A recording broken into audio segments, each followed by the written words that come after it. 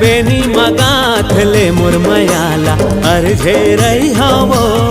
तोरले अर्झे रही हवो बेनी मगाथले मुरमयाला अर्झे रही हवो तोरले अर्झे रही हवो इही बहाना तोर समय चपके रही हवो अर्झे रही हवो